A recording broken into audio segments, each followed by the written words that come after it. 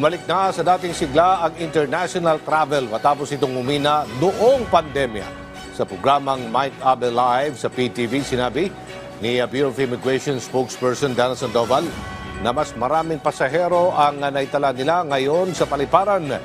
Walang major incident naman na nangyari nitong Kapaskuhan. Nadagdag din anya sila ng mga tauhan lalo na sa immigration counters upang ma-accommodate ang mas maraming pasahero. Bukod dyan, binabantayan ng immigration ang posibleng mga illegal travelers na humalo sa dagsa ng mga pasahero ngayong holiday season. Nagdagdag pa po tayo ng mga additional people para matugunan po ang maraming babiyahe at bumabiyahe po ngayon. Back to pre-pandemic figures na. Hindi na yung kakaunti ang bumabiyahe. Balik na po sa dating sigla yung international travel ngayong Kapaskuhan.